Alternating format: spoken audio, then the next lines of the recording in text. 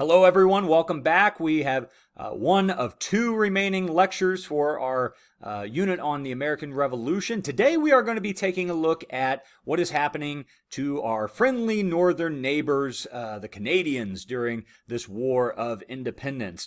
Canada is in a very unique spot because you had not only the French cultural influence at this point, but you also had the British that had taken that area over. We're going to take a look at some of the laws that the British passed, and overall, you're going to see that the British were actually much more kind to the French Canadians than they were to the British Americans. So that is the goal, to kind of take a look at what is happening from the French Canadian perspective during the War of Independence.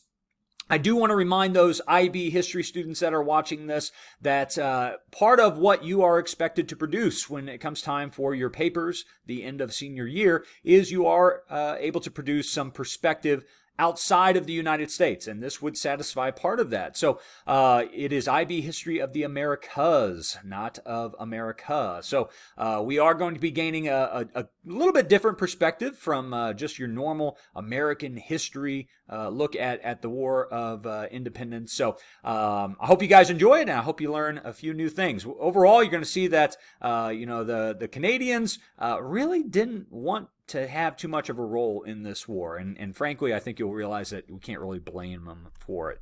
All right, so I actually meant to leave off with this last time, but I forgot to do so. So at the very end of last lecture, we were chatting about how the American colonies were now granted all the land up to the Mississippi River. So I love these maps comparing this. So this kind of shows you, at the very beginning of the war, what it looked like with the British controlling all this area, and then after the war with the birth of the United States. So again, kind of dealing with this, but really tagging on to the last lecture instead of this one. This is a map that's more in line with what's happening during the war and at the very beginning of the war. So you'll notice that blue line, that province of Quebec, believe it or not, that actually extended down into areas of Illinois, and it looks like maybe even around where Kentucky is today, but all of Ohio and Illinois and Indiana, Michigan, that was all part of Quebec at one point. So anyways, it's kind of interesting to look at a different perspective that we don't usually get, but I hope you guys enjoy it today. So we are going to back up to the very beginning of the war, and I want to remind you some key events. We've already talked about Canada a few times. We talked about Benedict Arnold when he was still fighting for the American side. He led a group up there to invade Canada. They tried to take Quebec. We saw that failed during the winter of 1775. So there has been some military action in this area. But the goal there was to try and convince the Canadians to join the American side and disrupt any British supply lines heading into the American colonies. So, a dual purpose there for Benedict Arnold's invasion of Canada. But, it was hard to it was hard to ascertain exactly how the French Canadians really felt about this, because in a lot of ways they were very much like the American colonists, both subject to the British crown. But in other ways they're very different, okay? And a big part of that difference comes with the passage of a law directed towards French Canadians called the Quebec Act of 1774. So let's go ahead and dig into that just a little bit more. So in 1774, again, right here at the very beginning, in America, we're getting all these taxes, the Stamp Act and, the Sugar Act, all these acts that are forcing more and more taxes upon us. Whereas in comparison, the Canadians are getting this law in 1774, and what you're going to see is that it's actually very beneficial to them, and they're kind of creating an ally in the French Canadians, whereas they're creating enemies in the American colonists. So the Quebec Act, from the British perspective, this basically gave up ideas of assimilation, right? Some British wanted to go into Canada, and those Frenchmen that were still living there, they wanted to turn them into, British, culture, language, all that stuff. But by 1774, they're realizing that's going to be impossible. We can't do that. So instead, we're going to give up this idea of assimilation, basically just try to keep them happy so we can, continue to utilize this land. The frankly, it passed in Great Britain because they realized they could not force their culture on the French. The French were going to be unwilling to give that up, and this was just going to create a lot more problems. And the whole goal of the Quebec Act was to keep Canada loyal, especially as the Americans are ramping up violence and anger and resentment. So what did the act actually say? So it did a few key things. Number one, it guaranteed that the French would be able to keep their language. They would not be forced to use English or learn English, and that their culture would be basically respected. The biggest thing that it does is it does defend their right to have their faith in the Catholic Church. Now, we have not mentioned religion too much, but there's a strong precedence for Protestant religion in the American colonies. Most of the colonies that were founded were founded in a Protestant, many of the people had Protestant beliefs. Catholicism at this time is still seen as, frankly, kind of a danger, that these people would have more loyalty to the Pope than they would to, say, the king. So Catholicism is seen as frankly, even a dangerous religion. And so for the French Canadians to be guaranteed their freedom of religion and to continue practicing Catholicism, that's actually a really big deal for them. And we'll talk about the reactions of the Americans. It's a big deal for the Americans, too, that all of a sudden now you're allowing all these Catholics to the north to continue practicing those religions. This also let the French Canadians keep their French civil laws. Okay, now what that means is that they were allowed to keep kind of a traditional form of government without an elected assembly. So they're basically that whole salutary neglect kind of continuing here, even up to 1774. The British are saying, continue doing what you're doing. It's working. We're fine. We're friends. Let's stay friends. Another big piece of the Quebec Act of 1774 is what this map is pointing out. A lot of the land that the British had gotten from the French is basically kind of included as a part of Quebec now, and I was pointing that out on the last map. But basically the entire Ohio Valley is added to the boundary of Quebec, okay? Now, again, this, I guess it's time we need to kind of look at how the Americans are going to interpret some of these, because American colonists are quite upset about every single one of these benefits that the French Canadians are getting. So, in fact, many of the founding fathers wrote about the Quebec Act as another one of the intolerable acts. Okay, it is intolerable that not only would you recognize the Catholic Church, but you're giving this land away that we helped fight for. Okay, to basically people that were fighting against us. All right, and you can understand why they would be angry about that, because the Quebec Act denied them the ability to even go into this area, to the Ohio Valley. So the Americans were not even allowed to travel into this frontier, and of course that they're very lucrative, right, with fur trade and lush farmland. So this angered them because they were denied access to the Ohio Valley. It angered them because of the Catholic Church, and frankly, they felt this was setting up an autocratic government.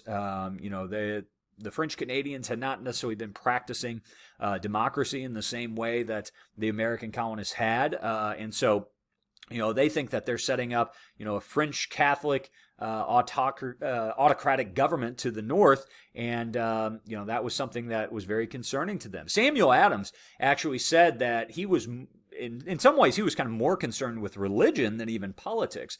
In 1774, Adams would actually argue that the Quebec Act and French Catholicism were graver threats to the American colonies than British taxation.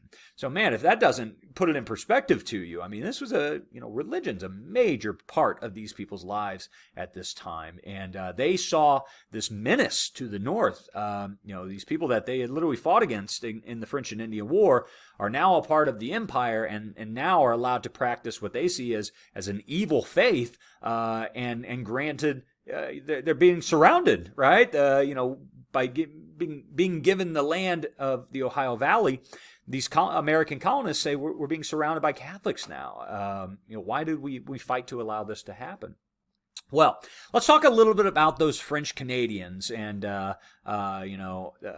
the lifestyle that they were actually living. And I want to back up and remind you, at the very beginning, we talked about how, there was a major difference between the French style of imperialism and the British style of imperialism, and that is still carrying out here today. So the French came in, mainly fur trappers. They were using that as kind of the primary goal of their empire, was to capture furs and to sell those back. Very lucrative market, but you don't need as many people, right? The British had been sending over people to colonize the land, to basically set up populations here. So what we see is, now 200 years after all of that has begun, now what we see is that up in Canada, the population, very sparse, okay, quite spread out. They have taken to farming, of course. It's not just fur trappers, but the population it's much more sparse than what you see in the American colonies, just not nearly as dense. And you have these really completely different lifestyles that have formed. So French Canadians, they really don't have as much anger and resentment towards the British as the Americans do. They've been kind of allowed to keep going along with everything they've been doing at this point, for decades.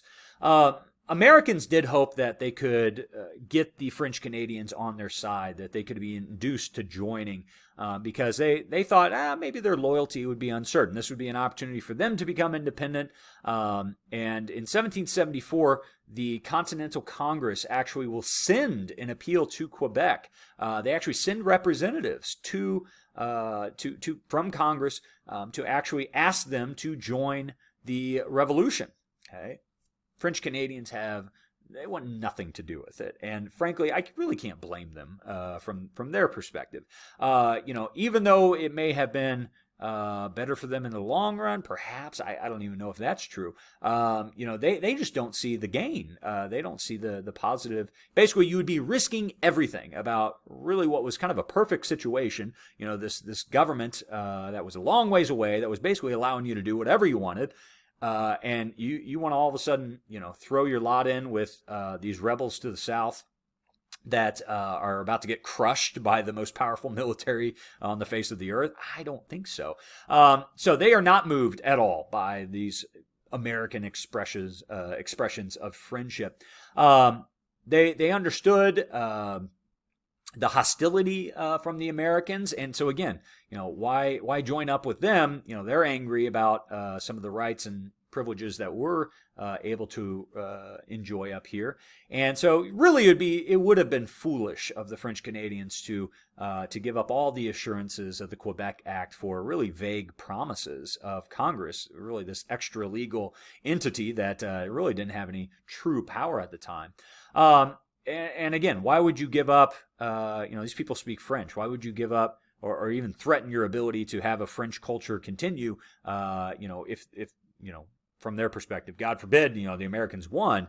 They understood the cultural clash. So why become friends with people that may be hostile to you in the future? It just didn't make any sense. And then there's the economic side. Okay, the French Canadians were enjoying a very lucrative relationship with the British.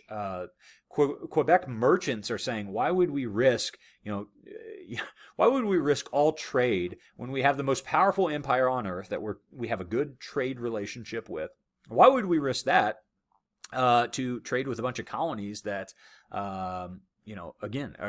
America is not a strong power, right? I mean, they are kind of not that the terms existed at the time, third world. Why would you give up having friendly relations with the most powerful nation on earth to have, maybe friendly relations with a very weak and especially economically much less powerful country? So, the refusal to join demonstrated kind of this unique status in the British Empire that Quebecians, that may be right, people from Quebec enjoyed.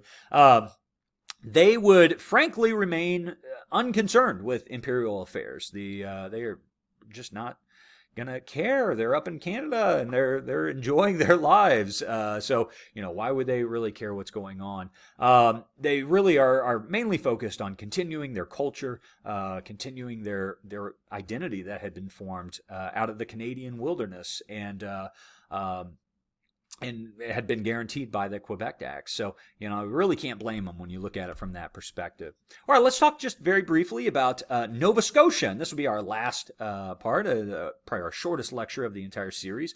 So Nova Scotia in the upper right-hand corner there, kind of a crude map, but still kind of get the idea.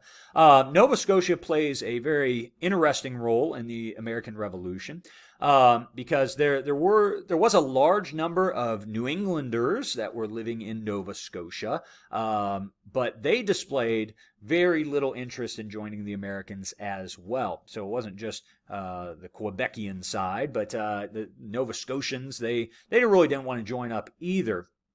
They had those same economic links to the British that that people from Quebec did, and they just saw it was too risky of a venture. You know, why throw that all away to to come in on the side of a rebel country that is probably going to lose this war anyways? Why would you risk all of that? They, the duties, the acts, the regulations that had been imposed by Britain on America, they just frankly were not considered that burdensome for or oppressive to Nova Scotians. It was just a much different feel. And granted, it's a much smaller area, not as much population. They just did not feel the same burden that the American colonies felt. I think it's interesting how two different areas can, have basically the same laws applied to them and have completely different reactions to them. One thing that may have set Nova Scotia apart from the rest of, the American side of the colonies was that there was a large naval base in Halifax, and this had not only created kind of a healthy respect for British authority, but again, you have that economic ties. I mean, having a large naval base there meant soldiers coming in and out that were spending money, and so they were reaping that benefit of the British kind of using Nova Scotia as a hub to launch off, further south. So again, even on the closer to the American colonies besides Quebec, even they were not quite upset about what the British were doing, just didn't see it as oppressive as the American colonies did. This is going to end our look at the Canadian perspective of the War of Independence. And, we talked about that initial invasion in 1775 that is repulsed. They kind of live quietly ever after up there and become the friendly neighbors and ultimately allies that they are today. So, guys, as always, please make sure that if you have any questions at all, I want to hear those. Please do not hesitate to email me with any questions you guys have. Thanks for watching.